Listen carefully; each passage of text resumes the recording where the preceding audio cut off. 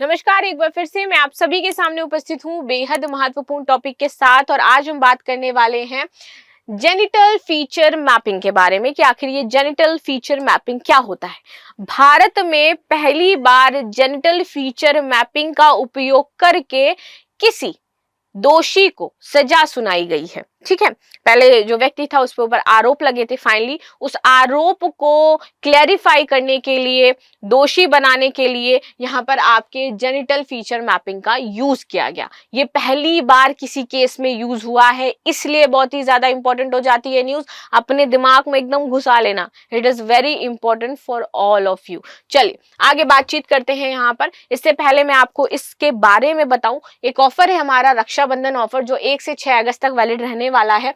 सभी online live test series and DL पे courses पर आपको 75% का ऑफ दिया जा रहा है। आईएसजीएस फाउंडेशन कोर्स की बात करूं, इस पर आपको 60% ऑफ दिया जा रहा है। एंड फर्दर ये जो फीस है आप 3 बार या 4 बार ईएमआई देकर के पे कर सकते हो, आपके ऊपर आर्थिक बोझ नहीं पड़ेगा। पीसीएस फाउंडेशन की बात करें तो यहाँ पर यूपी पीसीएस की फीस हमारी 30,000, इसको भी आप ईएमआई में पे कर सकते हैं। Plus UP PCS and UP PSC foundation course की बात करूं तो इसमें भी आपको 60 to 75% ऑफ दिया जा रहा है। एंड फर्दर ये फीस आप ईएमआई के थ्रू दे सकते हैं। यूपी आरओ का बैच जो कि मेंस का लॉन्च हो चुका है, यहाँ पर आपको 60% ऑफ दिया जा रहा है। मात्र 3,000 में बैच आप भी ज्वाइन कर सकते हो। ऑप्शनल कोर्सेज की बात करूं तो 50 to 60% यहाँ पर आपको ऑफ मिलने वाला है। आगे आते हैं, हमारे पास ऐसे courses, NCERT courses and general Hindi courses भी उपलब्ध हैं। अगर आप इनमें से कोई बैच ज्वाइन करना चाहते हैं तो इसमें भी 80%, 75% का ऑफ चल रहा है। तो ये तो थी न्यूज जो हमने डिस्कस करी। आपने प्रज्वल रेवन्ना का केस जरूर देखा होगा, याद होगा। लास्ट ईयर प्रज्वल रेवन्ना का जो सेक्स स्कैंडल है वो आपका भांडाफोड़ हुआ था, और भांडाफोड़ किया था उनके घर में काम करने वाली एक मेड का। क्योंकि पहले ये उस मेड का शोषण करते थे, तब तक बात चलो सीमित रही, वो मेड बर्दाश्त करती रही क्योंकि बहुत पावरफुल फैमिली है इनकी भाई, बहुत बढ़िया बैकग्राउंड हो जाता है पॉलिटिकली। और अगर आप पॉलिटिकली बैकग्राउंड से हो तो कुछ भी करो माफ हो जाएगा। भले आप लैम्बोर्गिनी से चल रहे हो तो आपसे क्या कहेगा जज कि ऐसे लिख करके छूट जाओ। तो ये हमारे भारत की व्यवस्था है। खैर इस पर बात नहीं करेंगे। तो इनकी पॉलिटिकली फैमिली थी, लोग डरते थे, ये डरा के भी लगते थे महिलाओं को। जब ये बात उनसे बेटी तक पहुंचती है, यानी कि पहले तो उसकी मां का शोषण कर रहे थे, मां से ही जब बेटी तक बात पहुंचती है तो उसकी मां को सहन नहीं होता है। एंड फाइनली वो स्टेप लेने का सोचती है और जाकर के कार्रवाई वगैरह करती है, सारी चीजें होती है। और फिर धीरे धीरे एक एक तार निकल करके आपके आते हैं, फाइनल इन्वेस्टिगेशन होती है। अब बात रहती है कि भैया इनको गुनहगार कैसे साबित किया जाए, तो उसके लिए चाहिए सबूत। सबूत के लिए क्या क्या अपनाया गया, तभी आपका सबूत के लिए ये जेनिटल फीचर मैपिंग को अपनाया गया। इससे मिले सबूत और इससे इनको भेजा गया जेल। अब आगे आ जाते हैं ये तकनीकी क्या हो जाती है, तो समझिए। प्रज्वल रेवन्ना कर्नाटक के हासन के पूर्व जनता दल सांसद के सेक्स स्कैंडल मामले में भारत में व्यापक सुर्खियां ने जो चर्चा थी काफी रही। इस मामले में उनकी पहचान और सजा के लिए भारत में पहली बार जेनिटल फीचर मैपिंग जैसी उन्नत फॉरेंसिक तकनीक का इस्तेमाल किया गया। यह तकनीक डिजिटल और फिजिकल सबूतों के साथ मिलकर के गुनहगार को साबित करने का जो मामला है कि हम गुनहगार को साबित करेंगे तो उसमें निर्णायक रही।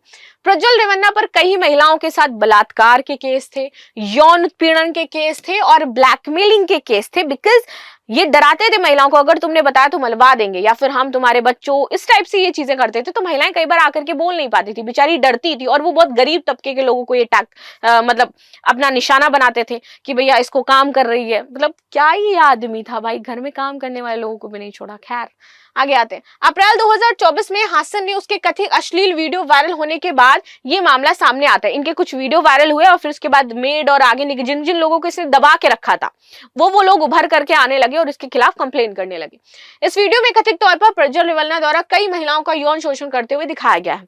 इसके बाद कर्नाटक सरकार ने विशेष जांच दल बनाया, एसआईटी कहते हैं जिसको, उसका गठन किया, जिसने ये पूरी जो मामला था उसका बहुत गहन जांच किया। प्रज्वल रेवन्ना उस समय विदेश भाग गए, लेकिन जर्मनी से लौटने पर उन्हें 31 मई 2024 को बेंगलुरु हवाई अड्डे एयरपोर्ट पर गिरफ्तार कर ही लिया गया। जेनिटल फीचर मैपिंग तकनीक जो इन सब में गेम चेंजर साबित हुई, आखिर वो क्या हो जाती है, this is the main point. चलिए समझते हैं। देखो ये तकनीक भारत में पहली बार यूज की गई है। उनके वीडियो और फोटो सबूतों में व्यक्ति की पहचान करने के लिए इसका यूज किया गया है। और इसकी प्रक्रिया कैसे होती है, तो सबसे पहले हाई रिजोल्यूशन स्क्रीनशॉट्स। एसआईटी ने वायरल अश्लील वीडियो में हाई रिजोल्यूशन स्क्रीनशॉट्स निकाले उस वीडियो के, जिसमें संदिग्ध व्यक्ति के शरीर के विशिष्ट हिस्से दिखाई दे रहे थे। एंड देन उसको मैच करके मैपिंग करके एकदम पूरी तरीके से और हाई रिजोल्यूटेड करके पहचान करने की कोशिश करेगी। सेकंड, मेडिकल टेस्ट और तुलना। प्रज्वल रेवन्ना का मेडिकल टेस्ट किया गया जिसमें उनकी शारीरिक बनावट की तस्वीरें ली गई जो उस फोटो में ली गई थी, ठीक है। इन तस्वीरों को मिलाया गया उस वीडियो के स्क्रीनशॉट से। देन विशेषज्ञों की भूमिका क्या रही? त्वचा रोग विशेषज्ञ डर्मेटोलॉजिस्ट जो है इनको लिया गया, मूत्र रोग विशेषज्ञ जिसको यूरोलॉजिस्ट कहते हैं इनको लिया गया। इन्होंने जेनिटल फीचर मैपिंग तकनीकी के तहत शारीरिक जो विशेषताएं हैं जैसे कि त्वचा की बनावट, निशान, अन्य विशिष्ट चिन्ह, इनका मैचिंग किया, ठीक है। जब इसको मैच किया गया कि हाँ ये वीडियो में जो दिखाई दे रहे हैं और बाद में जो इनकी फोटो ली गई है वो दिखाई दे रही है, इनका मैचअप सेम है, तुलना करी गई, फिंगरप्रिंट उससे निकाले गए। सोचिए फिंगरप्रिंट तक निकाले गए एंड देन वो जब सेम पाए गए तब देखा गया कि हाँ ये व्यक्ति है। इसको कहते हैं हम क्या? Genital feature, right. आगे आते हैं निष्कर्ष। इस तुलना से ये पुष्टि हो गई कि जो वीडियो में व्यक्ति दिखाई दे रहा है वो एक्चुअल में प्रज्वल रेवन्ना ही है, क्योंकि आपको पता होगा कि हमारे यहाँ पर डिजिटल साक्ष्य ज्यादा नहीं माने जाते, बहुत ज्यादा, राइट। उसके लिए आपको रियल साक्ष्य देने पड़ेंगे कोर्ट में जाकर के, लेकिन इसीलिए प्रज्वल रेवन्ना में यूज किया गया। अन्य डिजिटल और फॉरेंसिक सबूत, इसके अलावा क्या क्या हुआ? वीर्य के दाग और डीएनए के सबूतों को यहाँ पर मैच किया गया। अब देखो वीर्य के दाग लिए कहां से गए। एक पीड़िता की साड़ी पर वीर्य के दाग मिले थे जो कि बहुत सूख गए थे, बहुत पुराने दाग होंगे। इसको फॉरेंसिक जांच के लिए वहां से निकाला गया, भेजा गया। डीएनए विश्लेषण से यह साबित हुआ कि भैया ये दाग प्रज्वल रेवन्ना के ही थे। ये डीएनए सबूत बलात्कार के आरोपों की पुष्टि करने में महत्वपूर्ण भूमिका इन्होंने निभाई और इसके थ्रू भी इनको जेल के पीछे भेजा गया।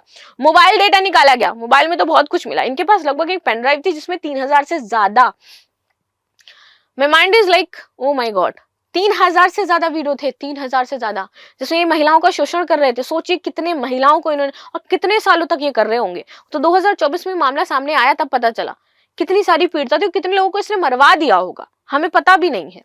प्रज्वल रेवन्ना के सैमसंग गैलेक्सी J4 मोबाइल में कई वीडियो और डिजिटल डेटा बरामद किए गए। इसमें से कुछ वीडियो उनके द्वारा ही रिकॉर्ड किए गए थे जो सीधे तौर पर अपराध से जुड़े हुए थे।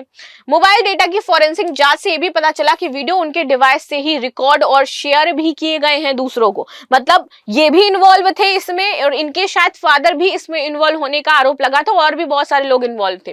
पेन ड्राइव और वायरल वीडियो, हासन में वायरल हुए वीडियो का पेन ड्राइव के जरिए फैलाई गई थी ये, और एसआईटी ने इस पेन ड्राइव की उत्पत्ति और सामग्री की जांच की जिससे प्रज्वल की संलिप्तता की पुष्टि हुई।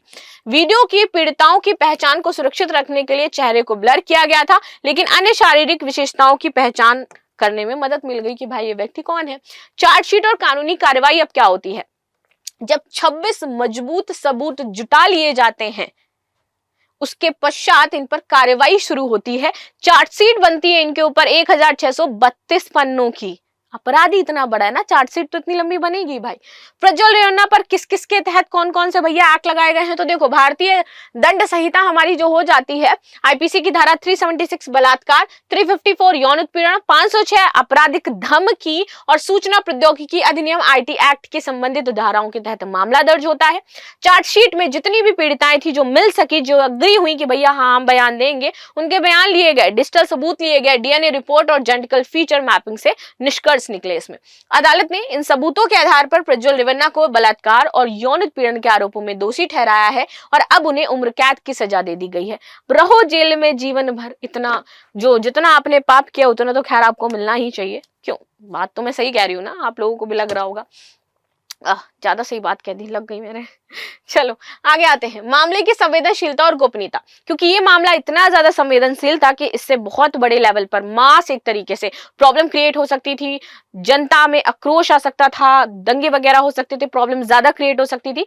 सरकार ने समझा कि मामला वाकई संगीन है। 33,000 प्लस अगर किसी के फोन्स में या ऐसे करके मिला करके आपको ड्राइव्स मिल रही, तो आप सोचिए कितने टाइम से हो रहा होगा और कितने सारे लोग इसमें इन्वॉल्व होंगे। सिर्फ प्रज्वल रेवन्ना ही नहीं, बहुत सारे लोग इसमें इन्वॉल्व होंगे इनके साथ, राइट। तो इस मामले में पीड़िताओं की पहचान को गोपनीय रखा गया और उनके बयानों को संवेदनशीलता के साथ दर्ज किया गया, कहीं वो बाहर ना निकले। वीडियो और अन्य डिजिटल सबूतों को सार्वजनिक करने से बचने के लिए विशेष सावधानी बरती गई कि पीड़िता की गरिमा को बरकरार रखा जाए। जेनिटल फीचर मैपिंग का ऐतिहासिक उपयोग, ये तकनीक भारत में पहली बार किसी आपराधिक मामले में यूज की गई है। है, ये भविष्य में यौन अपराधों से जुड़े जो मामले हैं, जो डिजिटल और फॉरेंसिक सबूत है, उसमें बहुत ही ज्यादा अहम साबित होगी। सख्त कानूनी कार्रवाई, इस मामले में भारत में यौन अपराधों के खिलाफ सख्त रुख को दर्शाया है। खासकर आरोपी एक प्रभावशाली राजनेता था और उम्र कैद की सजा वो भोग रहा है। सामाजिक जागरूकता, इस मामले में यौन शोषण, ब्लैकमेलिंग और डिजिटल गोपनीयता के मुद्दे पर व्यापक बहस छिड़ रही है। निष्कर्ष की बात करते हैं तो प्रज्वल रेवन्ना के मामले में जेनेटिकल फीचर मैपिंग, डीएनए सबूत और डिजिटल फॉरेंसिक जांच ने मिलकर के एक ठोस केस बना दिया। ये भारत में फॉरेंसिक विज्ञान और डिजिटल सबूतों के उपयोग पर एक नया अध्याय जोड़ता है। एसआईटी की त्वरित और वैज्ञानिक जांच में सुनिश्चित किया गया कि दोषी को सजा और पीड़िता को न्याय यहां पर मिला, जिससे कि कह सकते हैं कि भारत में पहली बार इतनी जल्दी के केस सॉल्व होकर के किसी पीड़िता, किसी का एक पीड़िता नहीं थी ना, बहुत सारी पीड़िता थी, उनको न्याय दिलाया गया और फ्यूचर में बहुत सारे केस सॉल्व करेगी ये तकनीकी। तो आपको क्या लगता है जरूर बताइएगा कमेंट बॉक्स में। मिलते हैं नेक्स्ट क्लास में, तब तक के लिए धन्यवाद। लाइक शेयर सब्सक्राइब करना बिल्कुल भी ना भूलें and thank you so much.